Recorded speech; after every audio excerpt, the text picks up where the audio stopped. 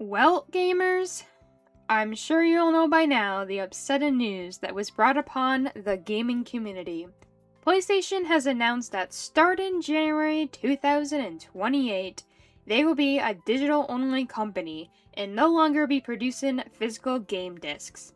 This news really came out of nowhere, considering recently before that announcement was made, people were largely upset at the fact that GTA 5 will be digital only, and the physical copies are actually a plastic case with an $80 digital game code inside of them. Now, they claim that the reasoning for this controversial decision was due to the consumer's preferences shifting towards a more digital experience rather than supporting physical copies. Yeah, I'm not buying that. I'm not exaggerating when I say that every single person that I talk to that plays video games, whether they're a hardcore basement dweller or just a casual gamer who only gets to play games on their days off at work, they prefer physical copies over digital. When I used to work at my old retail job, a lot of my coworkers and even managers were gamers, and we often talked about upcoming games, midnight store releases, and what store had the best pre-order deal for physical copies. While my voice in this community is small, I still thought it would make for an interesting and fun video to share my personal experiences and talk about why physical games are important. I grew up and lived in the peaceful hill towns. It was only till a couple of years ago that my small town finally got rid of the slow as molasses Verizon internet and upgraded to a provider that offered high-speed internet. I'm not sure how many of you can relate with having slow internet speeds, but for me, it was bad.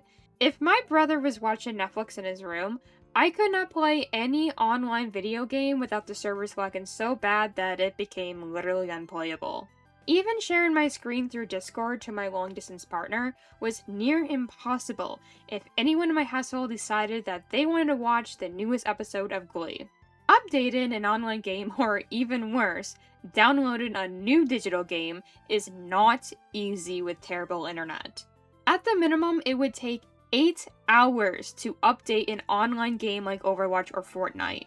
I remember when I digitally downloaded Destiny 2 so that I could play with some of my friends, it took 22 hours to download that game. I had to plan around game updates and downloads since at certain times of the day, everybody's parents in the neighborhood would be on Facebook using up all the town's Wi-Fi. I would have to put my PS4 into rest mode to download the games at night when everyone was sleeping and just prayed that we didn't lose power or that an error occurred in hopes that I'd be able to play that game when I woke up. I of course didn't have any of these problems when I booted up a game that came in a disc and didn't require online updates. For people who have no access to good internet providers, it would be extremely hard to play and download games that they now have no choice but to buy digitally. Having the opportunity to show and share your favorite game with a friend and introduce them to a series you love is one of the greatest things about video games.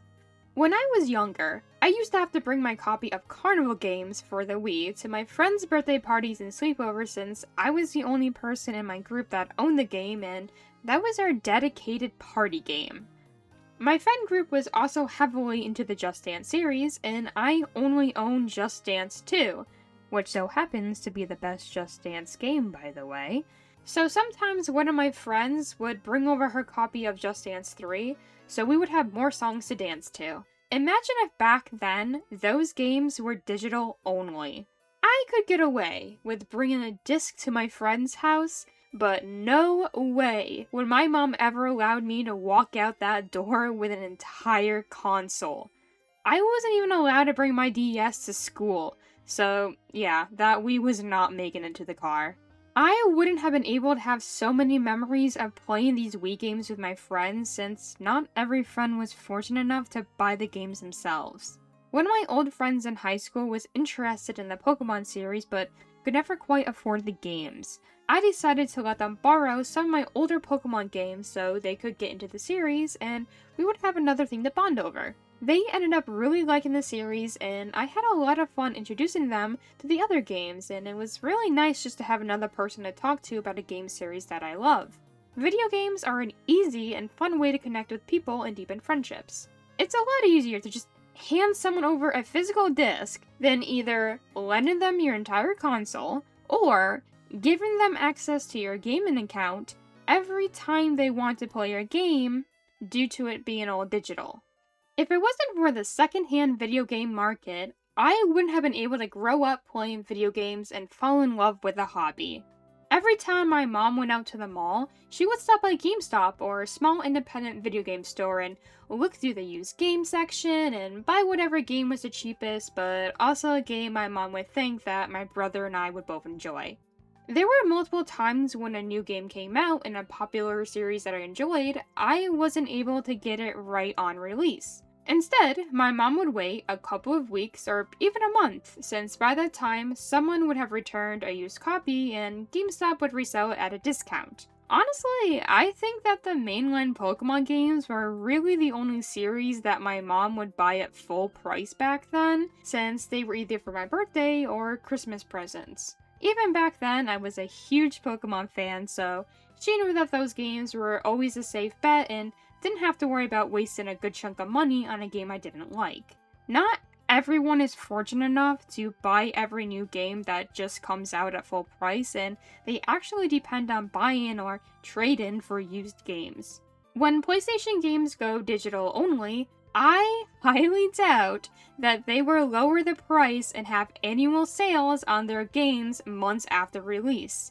PlayStation will have full control over the pricing of their digital games, and you can bet they will use it to milk every penny out of you. I mean, why would you want to buy a physical game that's 4 years old on Amazon at a discounted price when you could buy that same exact game digitally on the PlayStation Store right now for full price? I don't want this video to come off as me being anti-digital, since I actually don't have a problem rocking that digital style. I realize and understand that digital games are very important when it comes to small indie developers. Over the past year, I've been broadening my horizons by playing more indie games. A lot of indie games are usually digital only since it's expensive and hard to find a publisher to produce physical copies as an independent developer. Steam is a digital storefront that gives indie developers a voice and a chance to get their games out there. I found some amazingly fun games on Steam that was well worth the download, and I have even more games on my wishlist waiting to be purchased from there. I always try my best to buy physical and usually save digital for indie games, but there are a few times where I have bought AAA games digitally. When I got my Nintendo Switch 2, it was cheaper to buy the console that was bundled with a digital Mario Kart World game instead of buying the console and then purchasing the physical copy of that game separately. While I do agree that I think the Switch 2 should have came with its own physical game bundled with it, I'm not going to sit here and shame anyone who wanted to save some cash. When Pokopia came out, it was either get that game digitally or buy a game keycard. I absolutely despise those god-awful, shameful game keycards, so of course I went with the digital version. I can also see how, just like how some people may not have access to the internet, some people just don't live anywhere near retail stores that sell video games. One disadvantage of living in the middle of nowhere is that sometimes the closest store that sells video games is over an hour away. For some people, given 2 hours of their day to get a video game is just not feasible. Digital games are good for the gaming industry. What's not good for the gaming industry is getting rid of our choice by only making games digital. I really hope that PlayStation reconsiders their decision of getting rid of physical games. I truly believe that despite the fear-mongering headlines and the doom posting, this is not the beginning of the end for physical games. The amount of people speaking up and using their voice to defend physical games has been loud, and I'm sure the conversation has caught the attention of large video game corporations. The most we can do is to continue to speak up, whether it's by using our voices or by our wallets. I am more than okay with skipping over buying the PlayStation 6. My PS4 is still kicking it to this day and lives off Overwatch. I'm looking forward to playing many more video games on my Switch or through Steam. Thank you guys so much for watching this video. I know this video is quite short, but I thought the message was important. If you want to see more of me preaching to the gaming industry or just me talking about video games in general, please consider liking and subscribing. Until next time, bye!